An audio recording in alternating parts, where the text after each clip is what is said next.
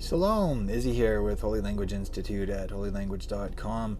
I want to invite you to fly around the Middle East and the Mediterranean area with me for a couple of minutes here, and not just fly through space, but fly through time. We're going to fly there, but before we do that, I do want you to take notice of this area up here in Turkey, and specifically of that beautiful blue lake there, because we're going to be going there in just a minute. But first, let's fly through space and fly through time a couple thousand years ago, all the way to Nazareth, to Netzaret. So we see a rabbi walking with a little group of his disciples, men and women, and he's walking away from the Kinneret, the Sea of Galilee, and walking back up to the town where he grew up, his hometown of Netzaret.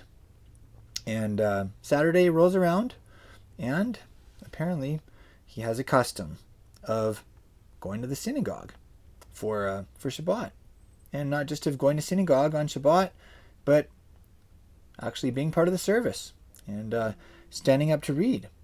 And he doesn't read from the Torah, although there were seven readings from the Torah. He actually reads from the scroll of the prophet Isaiah. Now, we're going to talk a little bit more about this in just a moment, because this is something that continues to be done in the synagogue today, but in a different fashion. Before we do that, let's fly northwest. Now, I'm not sure how familiar you are with this area, but okay, so have you heard of Antioch before? Like in the book of the Acts of the Apostles? That's where the disciples of Yeshua, they actually were first called Christians. Before then, they were just called disciples of Yeshua, or as a movement or as a sect of Judaism, they were also called the Way or the Nazarenes. Anyways, so Antioch was somewhere like down around here, and Antioch was the city from which Paul and Barnabas set out, and if I'm not mistaken, Tarsus was somewhere up around here, which is originally where he was from. Anyway, so they went down to Cyprus. And then they came up here, and they came inland to Antioch of Pisidia, also referred to as the Pisidian Antioch. And you can see that it's just north of this beautiful lake. It's actually kind of a mountainous area. And we read that they came to Antioch in Pisidia, and on Shabbat, they did what their Rabbi Yeshua did. They went to synagogue. And they sat down, and it says, after the reading from the law and the prophets, the rulers of the synagogue sent them a message. So they invited them, if they had anything to say it. So basically, we have two instances from the history of the early Yeshua movement, shall we call it, in which they were at synagogue, and there was the reading from the Torah, and then also there was a reading from the prophets. Why is that interesting? Well, because that's something that is still done today. But the earliest record that we have of this being done in synagogue is actually right here in the New Testament, in Luke and Acts. There is another reference to it that I want to show you here real quick.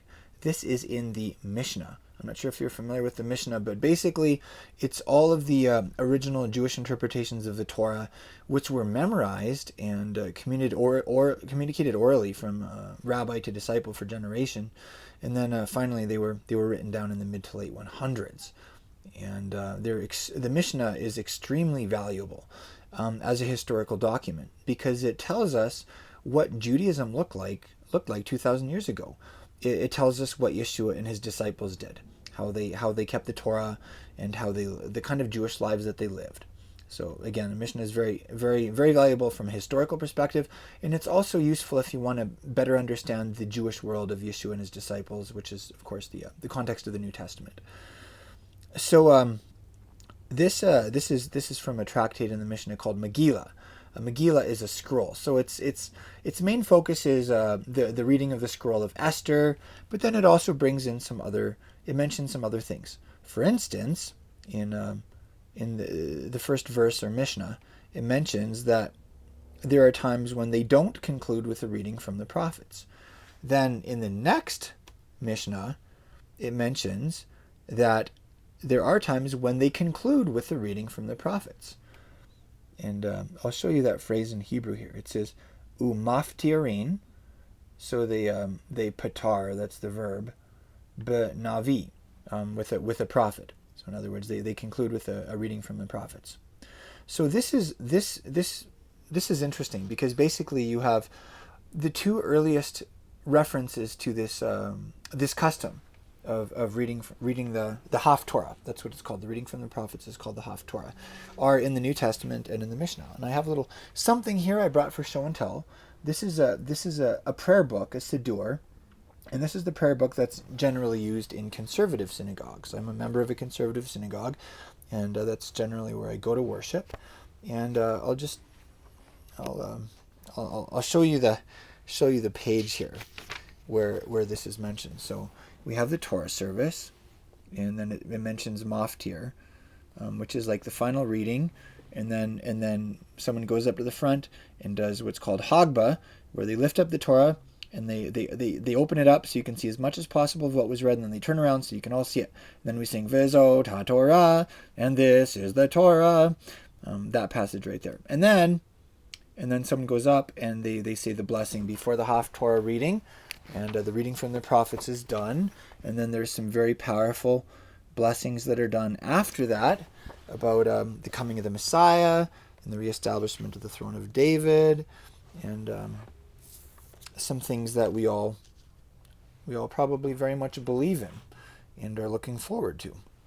So anyways, that's what's done. And it's interesting that the earliest reference we have to the Haftarah being done is, like I mentioned, in the New Testament and then in the Mishnah.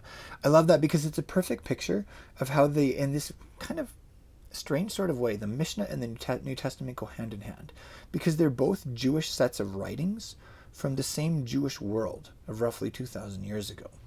And it's a great example of how the writings of the Mishnah can corroborate stuff in the New Testament and also shed light on certain phrases and customs that we see in the New Testament, regardless of whether you believe the New Testament was written in Greek or in Aramaic or whatever.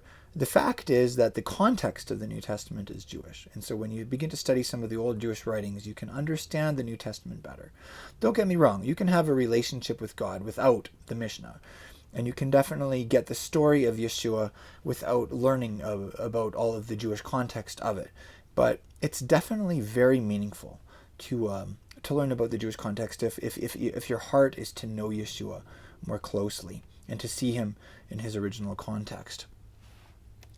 So this is, don't worry, we're not going to read all this, especially Roman numerals. Roman numerals really bug me. Like, they take a lot of brain work, you know what I mean? Anyways, this is an entry from the Jewish Encyclopedia about the Haftarah. And no, we're not going to read this, but it is interesting reading because it mentions a couple times this passage that we just read in the book of Luke. So, and it's acknowledged that this is, one of the earliest mentions that we have of this practice of reading the Haftarah. It's some interesting stuff. It talks about how a couple thousand years ago, instead of the whole Torah being read through every year by the Jewish community, it was actually broken up into shorter readings that took about 3.5 years, and that was called the triennial cycle. So back then, the Haftarahs, there were way more Haftarahs, and they were. It sounds like sometimes they were a little bit shorter also, and it sounds like often people got to pick what they wanted to read. So it mentions there were some fights between the Pharisees and the Sadducees, and that came through in the Haftarahs that were read. Some other things there. Anyways, we're not going to cover all that right now. Something else that's really interesting about the Haftarah is there's an article that came out in 2005 actually in Haaretz. What happened to Jesus's Haftarah? And it goes over the history of the Haftarahs. It talks about some lists of the original Haftarahs that were found in a geniza, which was like a storage area in a synagogue in Cairo, Egypt. It talks about some of the old Haftarah traditions, and it also lists the ones that pointed to Yeshua and that were quoted in the New Testament, and that interestingly enough somehow got left out of the Haftarah readings. So it lists quite a few of those. One that is particularly conspicuous is this. So if you look at the bottom here, this is Isaiah chapter 60, and then also chapters 61, 62, and parts of 63. This black part here is the Haftarah that today is read in conjunction with the Torah portion known as Kib Tavo.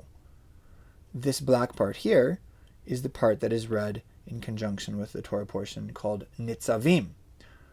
There is a chunk that is skipped over, and I graded out here so that you can have a look at which part it is. Isaiah 61, 1-10. It's actually the Haftarah that Jesus read in the synagogue in Nazareth 2,000 years ago. So, interestingly enough, that part is skipped over today. So, now, one more thing. I'm not going to get into all of this right now either, but if you look up the word for Haftarah and the verb for reading the Haftarah, it mentions it here. This is in Jastro's Dictionary of Talmudic Hebrew. So it's not just the biblical Hebrew, but it's also the Hebrew and Aramaic that were used in later Jewish writings. And it mentions here Afikoman. You actually probably know this word. If you've ever celebrated a Passover Seder before, think about this for a second. This is a Greek word. It's a Greek loan word that's transliterated into Hebrew letters. Afikoman. Afikoman. Afikoman. Afikoman. You know the Afikoman, right? In the Seder, we have the 3 pieces of matzah. The middle piece is broken, and part of it is set aside and hidden somewhere, and then it comes back later, out of hiding. And if you're a disciple of Yeshua, then that probably somehow reminds you of him. I'm not going to unpack all of that. I'm just going to leave you with that there's this very interesting connection in Judaism between the Afikoman and the Haftarah reading. What does that tell you? Going to leave you on that note. If you want to explore this topic more deeply with me, this is actually just a breathtakingly fast takeaway from lesson 55 in my Mishnah Snapshots course. Basically, I'm just going through the Mishnah and I'm giving you snapshots like this that help you to better understand Yeshua and the writings of his disciples in the New Testament. If that's something that would interest you, come see us at holylanguage.com. Check out our Mishnah Snapshots course, and specifically check out lesson 55. I have way more in the full lesson. I have way more pictures from Google Maps and the historical areas of Nazareth and Pisidian Antioch. We actually go over that Jewish Encyclopedia article, and I give you the highlights. And then we also go over that article that was originally published in Haaretz in its entirety, and we go over the passages that were excised from the liturgy, and we talk about why that happened. And we also just try to understand better the historical Jewish experience in the last couple of thousand years, and the struggle that for survival that the Jewish community has had.